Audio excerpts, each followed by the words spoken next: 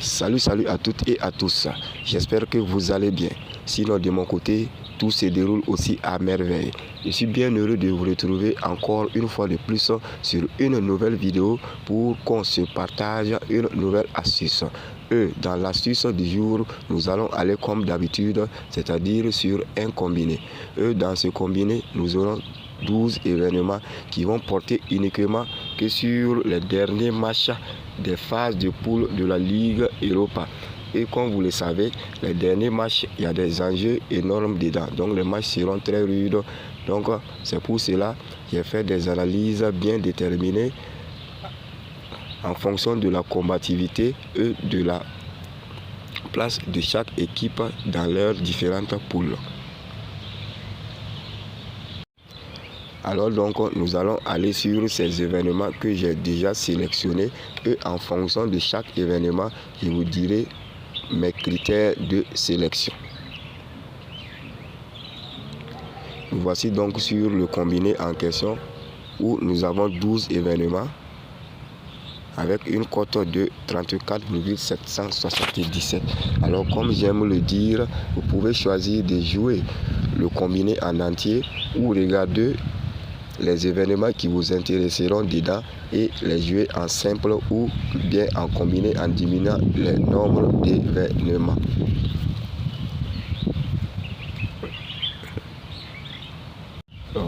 Pour ce qui est de notre premier événement, j'ai sélectionné le match entre le Sheriff Tiraspol et le AC Omonia. À ce niveau, j'ai opté pour une victoire simple du Sheriff Tiraspol V1 avec une cote, comme vous le voyez, de 1,98. Alors pourquoi ce choix sur ce match? Alors donc, pour ce qui est de notre premier match, à savoir le match entre le Sheriff Tiraspol et l'AC Omonia, à ce niveau, j'ai opté pour une victoire tout court du Sheriff Tiraspol sur une cote de 1,98. La cote est assez élevée, mais souvent ne regardons pas les cotes. Puisque sur ce match, le Sheriff Tiraspol vient largement favori face à cette équipe de l'AC Omonia qu'elle avait battu durant les premiers matchs de poule à l'extérieur sur un score de 3-0. Et étant donné que le Sheriff Tiraspol est sur une bonne voie de qualification en Ligue Europa Conférence, je pense que sur ce match qu'elle doit jouer à domicile, l'AC Omonia ne fera pas poids une fois de plus. Sur notre deuxième match entre Arsenal et Zurich, à ce niveau, je suis allé sur une victoire tout court de Arsenal avec une cote de 1,16. Alors donc, sur ce match, il y a un enjeu énorme pour Arsenal qui vise la première place du classement de la poule face au PSV Eindhoven. Et étant donné que Arsenal est parmi l'une des meilleures équipes en forme actuellement en Europe, je pense que sur ce match qu'elle doit jouer à domicile, une fois de plus, Arsenal va s'imposer comme elle l'avait fait au match aller, simplement et facilement. Alors sur notre troisième événement entre Braga et Malmo, à ce niveau, l'enjeu et la pression se trouvent du côté du Braga où j'ai opté pour leur victoire sur une cote de 1,325. Alors ce choix a été fait parce que, comme je l'ai dit, Braga aura de la pression. Car cette équipe de Braga, qui est troisième de leur poule actuellement, peut toujours espérer se qualifier pour les huitièmes de finale si et seulement si elle arrive à battre le Malmo avec une grande différence de points que l'équipe de l'Union Berlin qui doit jouer face à l'Union Saint-Gilloise.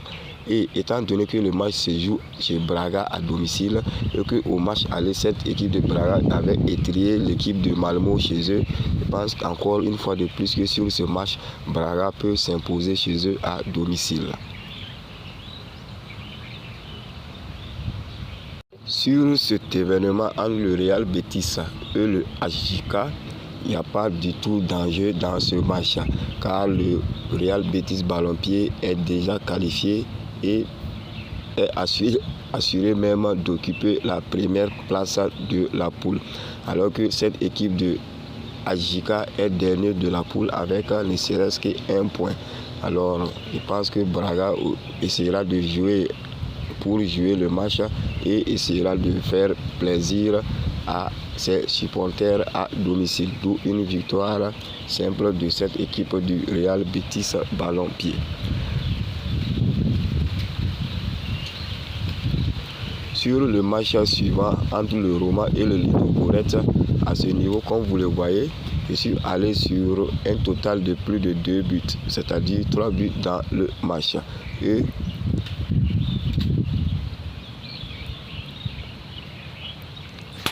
sur ce match, j'ai opté sur cette option parce que, comme vous le savez également, entre ces deux équipes, il y a plusieurs fois eu au minimum 2 buts dans les différentes confrontations. Et étant donné que toutes ces deux équipes se battent pour une qualification en huitième de finale, je pense que le Roma qui joue à domicile marquera au minimum 2 buts et que l'équipe du Ludogorets peut marquer au moins un but face à cette équipe. Et même si le match est terminé sur un score de 1-1 ou 2-0, nous serons remboursés sur cet événement, d'où l'option plus de 2 buts. Pour notre prochain événement qui porte sur le match entre le Royal Union Saint-Gilloise et l'Union de Berlin, à ce niveau, j'ai opté pour un double chance de l'équipe de l'Union de Berlin, c'est-à-dire une victoire ou un match nul. Car sur ce match, la pression se trouve du côté de l'Union de Berlin qui occupe la deuxième place actuellement, mais peut perdre cette deuxième place si elle n'arrive pas à faire au minimum un match nul face à cette équipe de l'Union du Royal Saint-Gilloise qui est déjà qualifié ou qui n'aura pas de pression sur ce match. Et je pense que cette équipe ne va pas trop se donner. D'où cette option de double chance pour l'équipe de l'Union de Berlin. Sur le match suivant qui doit se jouer entre le Stade Rennais et l'AEK Larnaca, à ce niveau, j'ai pris un total de plus de 1,5 buts pour l'équipe du Stade Rennais. Car dans la plupart des matchs même que je prends pour nos options, à chaque fois, j'accorde au minimum 2 buts pour cette équipe du Stade Rennais. Car cette saison, cette équipe marque au minimum 2 buts à chacune de leurs sorties. Raison pour laquelle j'ai opté pour cette option de 1,50 pour cette équipe face à cette faible équipe de l'AEK Larnaca. Pour la suite, nous irons sur le match entre le Trabzonspor et le Ferencváros. À ce niveau, j'ai opté pour un total combiné de buts de plus de 1,50, c'est-à-dire 2 buts dans le match tout simplement pour valider cette cote de 1,21. Pour la suite, je suis allé sur le match entre le Karabakh et Fribourg. À ce niveau, j'ai juste attribué un total de plus de 0,5 buts à l'équipe du Fribourg. Alors, cette option a été prise car, si vous le savez, cette équipe du Fribourg en cette saison est très en forme, aussi bien en championnat qu'en coupe européenne. Et je pense que face à cette équipe du Karabakh, plus de 0,5 buts pour cette équipe du Fribourg serait la moindre des choses. Toujours avec nos événements, cette fois-ci nous serons sur le match entre l'AS Monaco et l'Étoile Rouge. Et sur ce match, je suis allé sur un total de plus de 2 buts comme vous le voyez. Un total de plus de 2 buts car, comme vous le savez, l'équipe du Monaco également est très en forme et elle doit jouer face à une très bonne équipe de l'Étoile Rouge.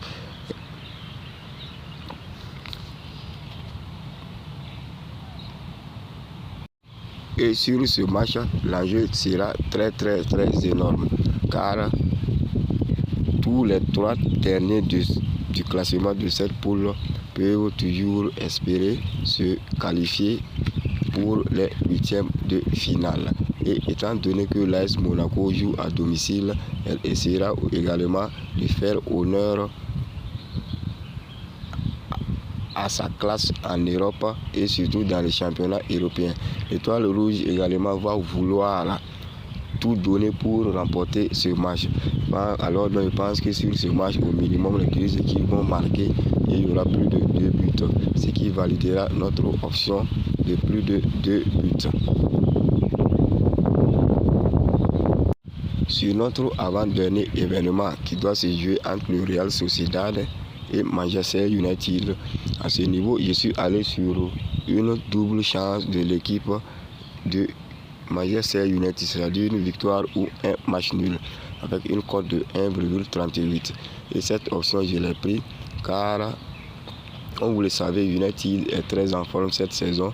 Et généralement, à l'extérieur, même cette équipe a plus de résultats que lorsqu'elle joue à domicile. Et je pense que sur ce match, où il n'y a pas suffisamment d'enjeux entre ces deux équipes, car tous les deux étant déjà qualifiés, je pense que le match ne sera pas très rude et au minimum, Manchester peut faire un match nul à l'extérieur, victoire ou plutôt une victoire ou un match nul à l'extérieur face à cette équipe du Real Sociedad. Pour notre dernier événement, qui est le match entre le Midtjylland et le Sturm Graz, à ce niveau, je suis allé sur un total de cartons jaunes de plus de 1,5 pour l'équipe du Midtjylland, c'est-à-dire 2 cartons jaunes pour cette équipe. Alors donc, je vous explique ce choix. Dans cette poule, tous les 4 équipes ont toujours la possibilité d'être premier ou d'être deuxième et continuer les huitièmes de finale de cette Ligue Europa. Mais étant donné que le Sturm Graz actuellement est mieux classé dans les classements que le Midtjylland, et lors du match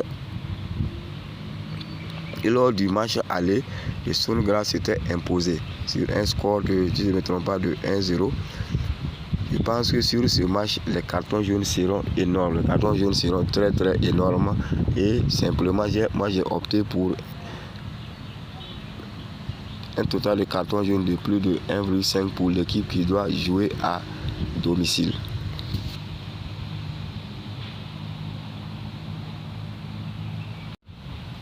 Et voilà donc parcouru les 12 événements avec notre code de 34. Alors donc, pour ce qui est du code de ce combiné, nous avons ZR VRN ZR VRN.